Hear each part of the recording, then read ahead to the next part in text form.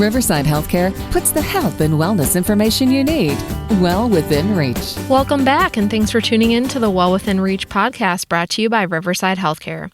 I'm your host, Liz Healy, and joining me today is Rebecca Parks, who is the Business Development Coordinator with Riverside Behavioral Medicine.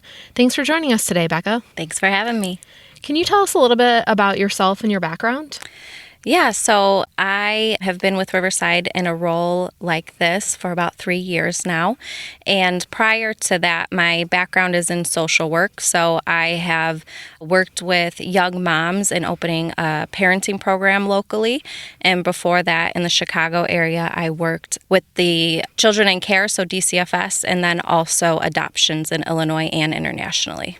Okay, can you tell us a little bit about your role here at Riverside and what you do? Yeah, so what I do here is I meet with community stakeholders, community members.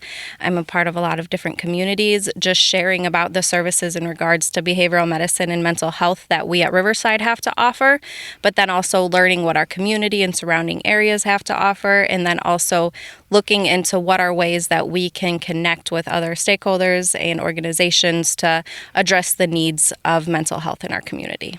Okay, so you help us navigate through a mental health crisis and help people learn about how important it is to get the help that we need here within our community. So that's great. Yeah, thanks. That brings us to our topic, navigating a mental health crisis. So mental health is obviously always present. There's definitely been a focus on it in the last few years. A lot of people are working on their mental health and things come up. It's incredibly important that we have resources in our community. And one of the things here at Riverside that we have is the CID, or Central Intake Department. Can you tell us about what the Central Intake Department is? The Central Intake Department is located in Riverside's emergency room, and it is 24/7, just like the emergency room. And we have licensed clinicians who are able to do mental health screenings or assessments for individuals. So somebody can access it by calling Central Intake, but then going straight to the emergency room, and an assessment will be done and kind of seeing where they are in regards to their mental health, how serious it is, and then connecting them to resources within Riverside or the surrounding areas. Okay. So who are some of the people that could go about accessing it? If I had a concern about a family member or a friend, could I call the CID and ask for assistance, or would the person need to call themselves? So family members, friends can always call the Central Intake Department, but in order for an assessment to take place, they do have to come to the Central Intake Department in the emergency room. But people all the time do call the intake department and say, hey, this is what's going on with my loved one.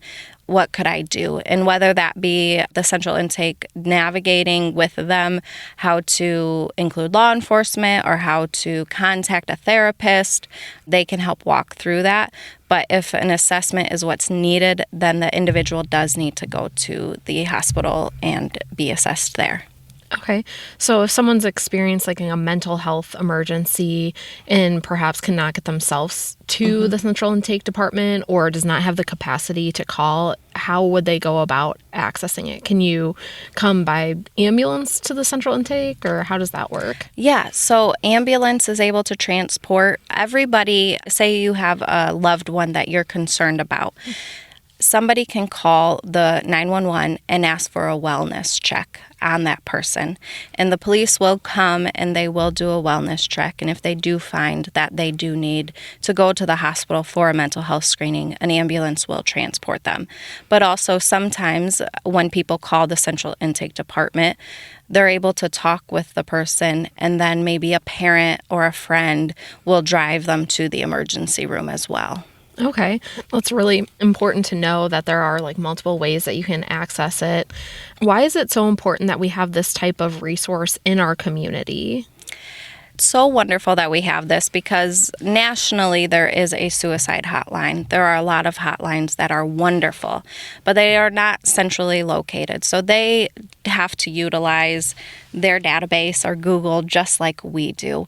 Where locally, if somebody can come to the emergency room at any time, have an assessment, one, they're in a safe space in the hospital, always being cared for, but then also those people know exactly locally what we have to offer and able to connect them to them, but also we are able to connect them right away to our services within Riverside as well.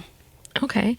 So you kind of touched on this, like there's different reasons why someone might access the central intake department.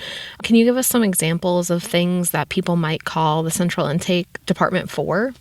Yeah, so I always say call if you or somebody you know is at risk to themselves or others. A lot of people hear that, and a lot of people think suicidal or homicidal, which are both very, very serious and very much so definitely need to be addressed going to the central intake department for those. But also at risk to self or other could mean that somebody's mental health is impacting the way they sleep. Somebody's mental health is impacting the way they eat, and so they're no longer eating, they're eating too much, they're no longer sleeping, they're sleeping too much. And so a lot of people think of the extremes for mental health and think that's when services need to be addressed, but oftentimes it's everyday life that's being impacted, and those are the people that need to be assessed to see where are we at. That might not mean hospitalization. It might just mean other forms of mental health treatment. Okay. So I know one of the big things surrounding mental health right now is COVID and the impact that it's had, keeping people at home, away from their loved ones. And they were torn out of their routine for a long time now. And people are struggling to get back in and like go out and see people. I know the introvert in myself sometimes would rather stay home than go out. And, you know, that's me. But how has mental health been impacted by COVID? Have you seen more people accessing the CID? Yeah, so there definitely always is seasons in regards to when times are busy. So warmer weather, sunshine, Christmas time, people typically are out and about or doing fun things that are addressing their mental health in a positive manner, because there are positive ways to address your mental health. Or in holidays, if you're with loved ones, you're happy and such. But during COVID, during those times and then outside of those times, our central intake department has been hit with so many people, not only locally in our emergency room. We are one of the only hospitals in the area that have inpatient psych units for so many individuals, starting at age 5 and going up till there's no cap in age limit. And so because of that, we receive so many referrals from outside areas, 12 to 15 a day sometimes.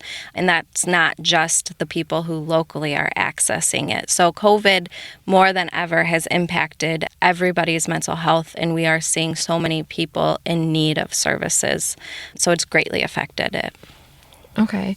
I know COVID is just one thing that has impacted mental health in the last several years. I think staying home and people really being at home with their thoughts has definitely impacted it. And I'm sure you'll agree it's important that we address a mental health emergency quickly and efficiently. And with different mental health conditions, it can be hard to predict when things are going to come up and cause issues because there's often no warning signs. Are there other things that we can look for? I know we touch on a few things that people often don't think, like, hey, I need to access the CID for having, I'm not sleeping because of my mental health. Are there other things that we can kind of watch for in ourselves and be like, oh, okay, like this could be something that could be a problem later down the road. Can I address it now and maybe seek out some help now? Yeah, one of the biggest I would say that we're seeing is anger and aggression. And so that is something where, especially with the younger population, but then adults too, if you're seeing that more so than you've ever before, or you're seeing that in yourself more so ever before, that's something that really is a warning sign of, okay, maybe I need to address that. And it could be through therapy, and it could be through just talk therapy of talking through how can you handle those things. But we're seeing a lot of anger, but then also grief. We've all experienced so much loss, and loss greatly impacts us. So one of the things that, especially in regards to grief, I encourage people to notice what kind of triggers their sadness and such. For example, one thing that a lot of people don't realize is the sense of smell triggers so much in regards to grief and mental health. It could bring you back to that person. It could bring you back to a traumatic experience. But needing to identify those things and then needing to identify how do I go about when I do smell that? And that's the importance of receiving mental health services from professionals, because they can walk you through all of those things. Okay, so that is great information, and interesting that anger and grief, those are big things that people just don't even probably attribute to mental health sometimes. I know we started with it, but when we go about accessing the CID, can you talk a little bit more about, so you walk into the ED, do you just walk up to the desk and say, I'd like to talk to the central intake department, or how would they go about accessing it? Yeah, so by all means, if that's how somebody goes about, there's no script for it, they will know who to contact. But you also can go up to the front desk at the emergency room and say, I'm here for a mental health screening, I'm here for a mental health assessment. And then you do go into the emergency room. There is medical screenings that do need to take place due to if somebody is hospitalized. If not, then you're just checked. Then also you're brought in to then be assessed with our mental health clinicians. And then from there, that's where then they decide and make recommendations as well. Okay, perfect. Is there anything else that we missed or we need to add? Just more now than ever is so important for people to understand that our local community here in Kankakee County does have an intake department, and it can be accessed anytime. And there are no barriers in regards to who experiences mental health crisis. And so don't hesitate to seek services. Okay, perfect. And thank you for joining us today, Becca. Thank you. Thank you, listeners, for tuning into the Well Within Reach podcast with Rebecca Parks, who is the Business Development Coordinator with Riverside Behavioral Medicine, and your host, Liz Healy. To learn more about the services provided by Riverside's Behavioral Medicine Department, visit our website at riversidehealthcare.org or call our Central Intake Department at 844-442-2551.